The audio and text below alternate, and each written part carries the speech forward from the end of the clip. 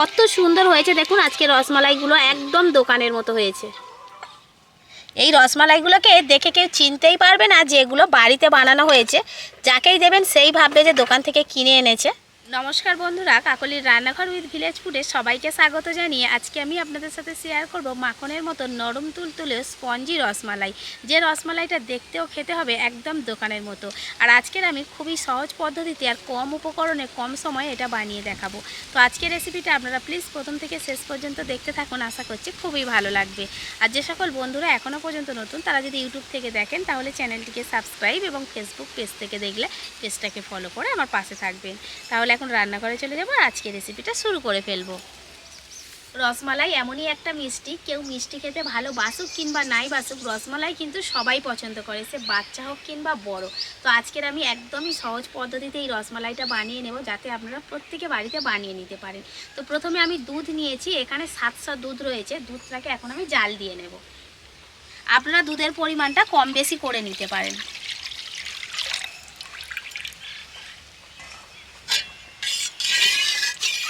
দুধ ফুটে গেছে, এবার আমি ছানাটা কাটিয়ে নেব। তার জন্য এখানে 2 চামচ জল নিয়েছি, এর সাথে 4 চামচ দিয়ে দেবো ভিনিগার।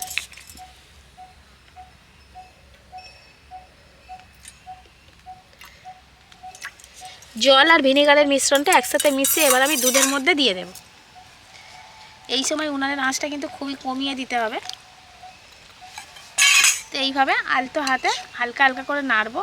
নাড়তে নাড়তে দেখবেন ছানাটা কেটে যাবে। এই যে ছানা কাটা শুরু হয়ে গেছে, এই দেখুন ছানাটা কিন্তু পুরোপুরি কেটে গেল। কত সুন্দরভাবে ছানাটা কেটে গেল দেখুন। তো পুরো ছানাটা কাটার পর কিন্তু কড়াটা নামিয়ে নিতে হবে। আমার কিন্তু ছানাটা খুব সুন্দরভাবে কেটে গেছে। তো এবার আমি নামিয়ে নেব ছানাটাকে। এবার সুতির কাপড় দিয়ে ছেঁকে নেব। তো একটা বাটির ওপরে আমি সুতির কাপড়টা দিয়ে দিয়েছি। এবার ছানা থেকে জলটাকে ঝরিয়ে নেব।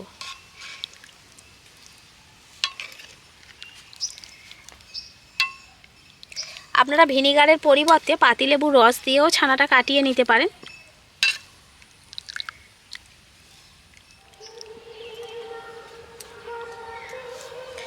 ছানার এই জলটাকে এইভাবে কিন্তু ছেঁকে বের করে নিতে হবে। খুব বেশি জোরে চাপ দিয়ে বের করা যাবে না, জাস্ট এইভাবে উঁচু করে ধরলে কিন্তু জলটা বেরিয়ে যাবে। কত সুন্দর একটা সবুজ মতো জল বেরিয়ে গেল। তো এই জলটাকে ফেলে দেব। এবার আমি নর্মাল জল নিয়েছি, জলটা দিয়ে আমি ছানাটাকে ধুয়ে নেব। আর আপনারা চাইলে কিন্তু গরুর দুধ, গুঁড়ো দুধ গুলেও আপনারা এই ছানাটা কাটিয়ে নিতে পারেন। যে কোনো দুধ দিয়েই রসমালাইটা তৈরি করা যাবে। যেহেতু ভিনিগার দেওয়া রয়েছে ছানা কাটানোর সময়, তাই কিন্তু ভালো করে একটু ধুয়ে নেওয়া দরকার।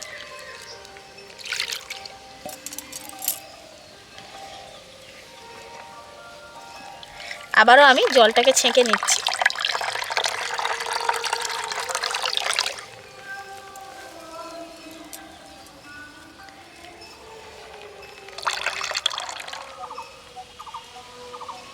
ছানাটাকে এবার আমি একটা থালার মধ্যে নিয়ে নিচ্ছি, বড় খেলানো থালা। এবার ছানাটাকে কি করতে হবে দেখুন, একটা সাইডে এইভাবে নিয়ে নিয়েছি। ছানাটাকে খুব সুন্দর করে কিন্তু স্মুথ করে মেখে নিতে হবে। ছানা যত নরম সফট হবে, রসমালাইগুলো কিন্তু ততটাই নরম সফট হবে। তো এইভাবে হাতের তালুর সাহায্যে আমি ছানাটাকে এইভাবে ঘষে ঘষে মেখে নেব। 2 থেকে 3 বার করার পরে ছানাটা কিন্তু একেবারেই সফট হয়ে যাবে, আর এই দানা দানা ভাবটা ছানার মধ্যে থাকবে না।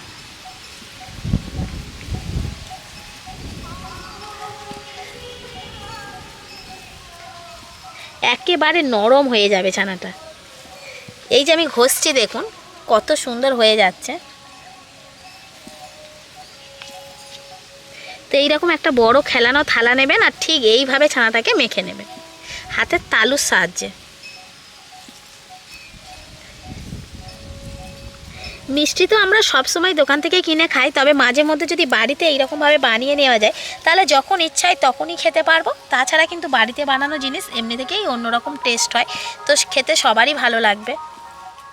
ছানাটাকে আমি একদম স্মুথ করে মেখে নিয়েছি। এবার এর মধ্যে আমি দিয়ে দেব 1 চামচ কর্নফ্লাওয়ার। এই যে 4 চামচ রয়েছে, 4 চামচের মাপ করে 1 চামচ দিয়ে দিতে হবে কর্নফ্লাওয়ার, এর থেকে বেশি দেওয়া যাবে না। তো এবার ছানার সাথে কর্নফ্লাওয়ারটাকে খুব সুন্দর করে আবারও মিশিয়ে নেব।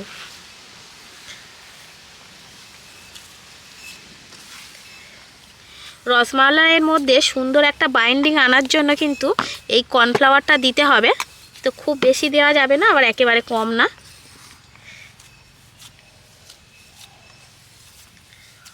ছানাটাকে ভালো করে মেখে নিয়েছি। এবার রসমালাইয়ের শেপে আমি সবগুলো বানিয়ে নেব। তো যে কোনো রকম শেপে আপনারা বানিয়ে নিতে পারেন। তো আমি ঠিক এরকমভাবে বানাচ্ছি, খুব বেশি বড় করব না, আবার একেবারে ছোট না, ঠিক এরকমভাবে বানিয়ে নেব। কারণ এগুলো রসে ফোটানোর ফলে অনেকটাই কিন্তু বেড়ে বড় হয়ে যাবে, পুরো ডবল হয়ে যাবে। তার জন্য বেশি বড় বড় করার দরকার নেই, এরকম ছোট ছোট করে নিয়ে নেবেন। তো আমি গোল শেপে বানাবো, সেজন্য এরকম গোল করে নিচ্ছি, নিয়ে একটু চ্যাপটা করে দেবো হাত দিয়ে।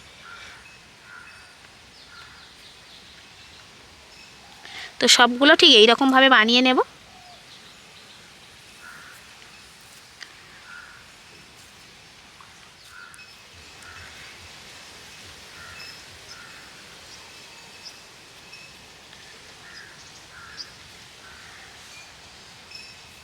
আবারও উনান জেলে নিয়েছি। এবার কড়াইতে দিয়ে দেবো আমি চিনি। তো এই যে বাটিটা নিয়েছি, এই বাটির পৌনে 1 বাটি নিয়েছি চিনি। চিনিটা দিয়ে দিচ্ছি। তো চিনির সাথে আমি জল দিয়ে দেবো, পুরো 2 বাটি জল দেব। চিনির এই রসটা একটু বেশি করেই তৈরি করতে হবে।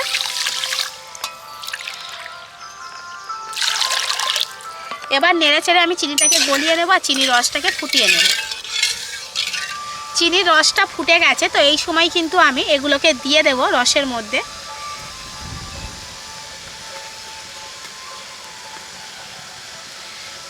চিনির রসটাকে কিন্তু আমি খুব ভালো করে জাল দিয়ে নিয়েছি, অর্থাৎ যত রসটা গরম হবে তখন কিন্তু এই রসের মধ্যে দেওয়ার সাথে সাথে এগুলো রসের ওপরে এইভাবে ভেসে উঠবে। আর রস যদি ঠান্ডা থাকে তাহলে কিন্তু রসে ডুবে যাবে। তো এই দিকটা লক্ষ্য রাখতে হবে, ভালো করে গরম করে নেবেন। তো এবার আমি ঢাকা দিয়ে দেবো, দিয়ে 5 মিনিট জাল দেব। আর আজকের এত হাওয়া দিচ্ছে যে উনান মাঝে মধ্যে নেমে যাচ্ছে, তাই হয়তো আপনাদের বুঝতে অসুবিধা হচ্ছে। রস কিন্তু ভালোভাবে গরম হয়ে আছে। তো এবার ঢাকা দিয়ে দেবো, দিয়ে বন্ধুরা আজকে রসমালাইগুলো দেখুন জাস্ট কতটা বড় বড় হয়ে গেছে ফুলে, মানে যে মাপে আমি দিয়েছিলাম তার থেকে পুরো ডবল হয়ে গেছে। এই দেখুন, যত এরকম ফুলবে রসমালাইগুলো কিন্তু তত নরম তুলতুলে হবে, স্পঞ্জি হবে। 5 মিনিট আমি কিন্তু ফুটিয়ে নিয়েছি এগুলো রসের মধ্যে। তো এবার এই রস থেকে আমি তুলে নেব এইভাবে। তো তুলে নেওয়ার পরে সঙ্গে সঙ্গে কিন্তু আমি ঠান্ডা জলে দিয়ে দেবো। এটা ফ্রিজের ঠান্ডা জল রয়েছে, একদমই বরফ গোলা জল। তো এই জলের মধ্যে দিয়ে দিচ্ছি। আর এই বরফ গোলা জলের মধ্যে কিন্তু 15 মিনিট এইভাবেই ডুবিয়ে রাখতে হবে এগুলোকে। আমি মালাইটা তৈরি করে নেব, তার জন্য আবারও 500 দুধ নিয়ে নিয়েছি। দুধটা এখন কড়াইতে দিয়ে জাল দিয়ে নেব। এর আগেও কিন্তু আমি অনেকবার রসমালাই রেসিপি আপনাদের সাথে শেয়ার করেছিলাম, তবে আজকের যে রসমালাইটা বানাচ্ছি সম্পূর্ণ অন্যরকম পদ্ধতিতে। এইভাবেও রসমালাই বানালে কিন্তু খেতে খুবই ভালো লাগে। তো দুধটাকে এখন আমি ফুটিয়ে নেব ভালো করে।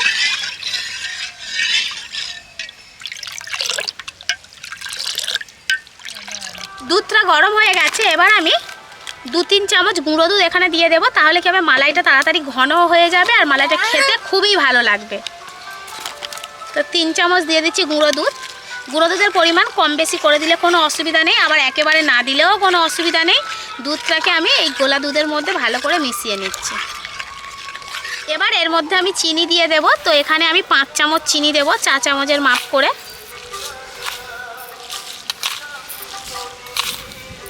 আপনাদের পরিমাণ মতো আপনারা চিনিটা কম বেশি করে দিয়ে দেবেন, যে যেমন মিষ্টিকে আর কি পছন্দ করেন এক একজন।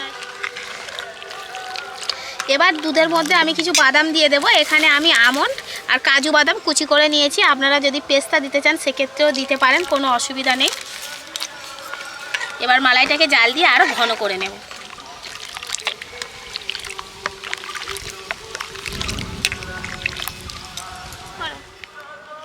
এদিকে 15 মিনিট হয়ে গেছে। এবার এই ঠান্ডা জল থেকে আমি রসমালাইগুলোকে এইভাবে চিপে তুলে নেব। কতটা সুন্দর নরম তুলতুল করছে দেখুন, দেখলেই বোঝা যাচ্ছে।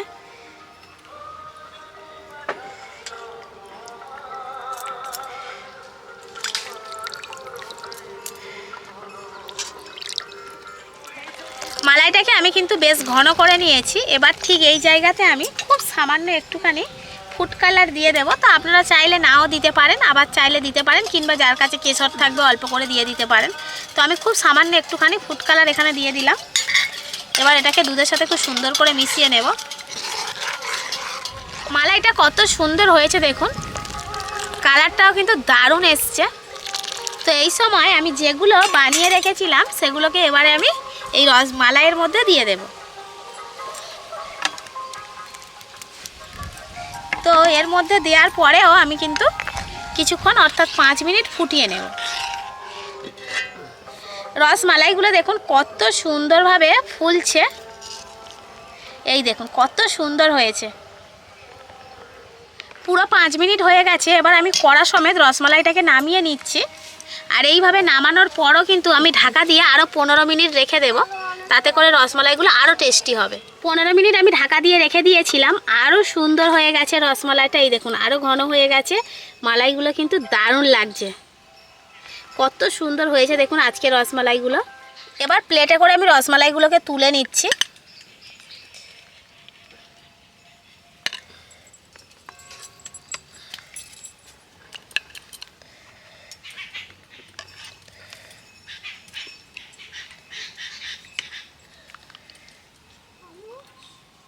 এই রসমালাইগুলোকে দেখে কেউ চিনতেই পারবে না যে এগুলো বাড়িতে বানানো হয়েছে, যাকেই দেবেন সেই ভাববে যে দোকান থেকে কিনে এনেছে। রসমালাইগুলো কতটা নরম তুলতুলে স্পঞ্জি হয়েছে দেখুন। আজকে আমি যেরকম পদ্ধতিতে রসমালাই বানালাম, আপনারাও একবার হলেও এই রকম পদ্ধতিতে বাড়িতে একবার রসমালাই বানিয়ে দেখবেন। যে একবার বানাবে তাকে কিন্তু বারবার বানাতে ইচ্ছা করবে এবং বাড়ির যাকেই খাবেন সেই খুশি হবে। আর বাড়ির বাচ্চা থেকে বড় প্রত্যেককে এটা খেতে দিতে পারবেন। তাছাড়াও কিন্তু এটা যারা মিষ্টি খেতে পছন্দ করেন তাদের যখনই মিষ্টি খেতে ইচ্ছা করবে তৎক্ষণাৎ আপনারা বাড়িতে কিন্তু বানিয়ে নিতে পারবেন। তো বন্ধুরা, আমার আজকের এই রসমালাই বানানোর পদ্ধতিটা আপনাদের কেমন লাগলো সেটা অবশ্যই কমেন্ট করে জানাবেন। আর ভালো লাগলে লাইক, কমেন্ট, শেয়ার, সাবস্ক্রাইব এবং ফলো করে আমার পাশে থাকবেন। আর আমার নিত্য নতুন রেসিপিগুলো এইভাবেই দেখতে থাকবেন। তাহলে আজকের মতো এখানেই শেষ করছি। সবাই ভালো থাকবেন, সুস্থ থাকবেন, দেখা হবে পরের রেসিপিতে।